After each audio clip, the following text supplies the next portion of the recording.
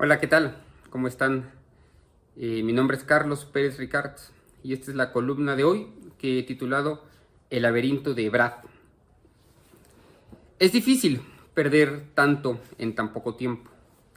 El laberinto al que se introdujo Ebrard los últimos meses será estudiado como el más innecesario de todos, el más torpe. No estaba obligado a recorrerlo. Su camino era hasta hace muy poco más parecido a un campo de flores que a un laberinto. Hagamos algo de memoria. Es verano de 2022. Salíamos de la crisis de COVID y el canciller era el héroe de las vacunas. Llevaba 3 años brillando. Todo lo fundamental de la administración pasaba por Avenida Juárez 20.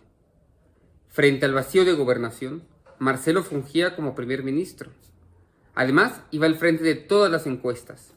Reforma le daba unos pocos puntos de ventaja a mediados de ese año, del 22, y el Financiero, la única encuesta en la que no lideraba, le reconocía un empate técnico con Claudia Sheinbaum.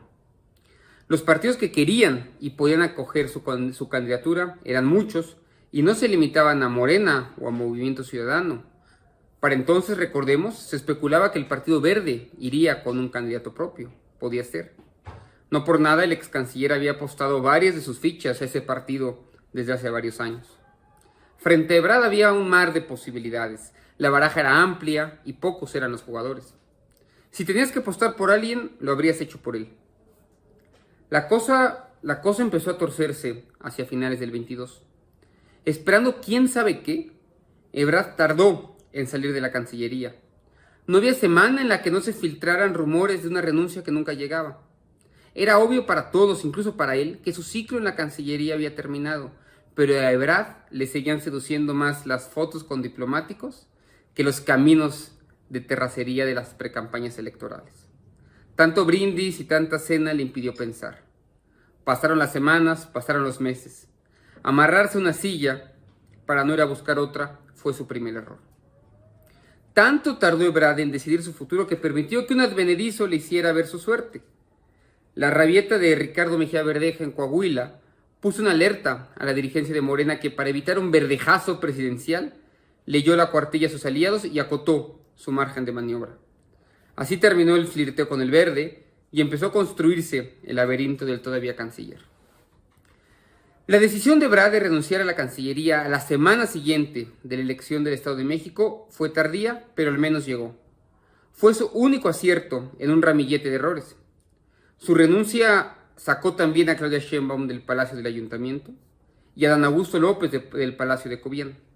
Además, logró negociar el sistema de encuestas y distribución de cargos. Esa cena en el restaurante del Mayor fijó el tan cacareado piso parejo, en el que sin embargo Marcelo nunca estuvo cómodo. A partir de ahí no dejó de trastabillar. El segundo error vino con la campaña. Admitámoslo, fueron 2 meses desastrosos para él. La ridícula camiseta blanca con un monigote de lentes que se enfundó Ebrard para anunciar su candidatura debió servir de aviso. Ebrard no encontró el ritmo de la campaña. Prefirió el Instagram a las asambleas y las pláticas tipo TED Talk a los discursos de plaza. A la militancia le causó vergüenza y a la clase media la percepción de que estaban frente a un personaje falso. ¿Era un tecnócrata o un payaso ese señor? Tras 2 meses de campaña nadie sabía muy bien quién era Marcelo Ebrard y lo peor, no era claro lo que representaba. Y en esa indefinición naufragó 2 meses. Los errores siempre vienen acompañados. Tras el segundo vino el tercero. Semanas antes de la encuesta comenzó a coquetear con no aceptar los resultados. Sus movimientos fueron pataletas más que estrategias. El error no fue criticar el proceso, sino quedarse en él hasta el final. ¿Por qué llegó el 6 de septiembre al World Trade Center de pie? ¿No se enteró que ninguna encuesta seria lo acercaba a la puntera? Aquel 6 de septiembre terminó de forjarse el laberinto. En un caso de ceguera de taller de libro, Ebrard decidió escuchar a un grupillo de improvisados y dejó de huir al resto del mundo. No nos vamos a someter a esa señora, se le oyó decir, cierro comillas. Alrededor solo escuchó aplausos cuyo consenso debió alertarlo. Los videos improvisados de Twitter y el teatro de Malú Micher de aquella tarde serán, insisto, estudiados en los libros de historia como el paradigma de lo que no debe hacer un político profesional. Ebrard decidió sentarse del gran evento de la noche, la coronación de Claudia Sheinbaum como candidata. Y los ausentes siempre pierden. En los periódicos del día, su berrinche fue solo una nota al pie. Los 2 meses que siguieron fueron un viacrucis, un cúmulo de mensajes erráticos e intentos fallidos por comenzar una gira por el país. Llegó aquí hasta Tlaxcala, desde donde publicó un video lleno de polvo y vacío de gente. No hubo más. Tanto se concentró en sí mismo que olvidó apostar sus fichas en las candidaturas de los 9 estados que tendrán elección para gobernador el año que viene.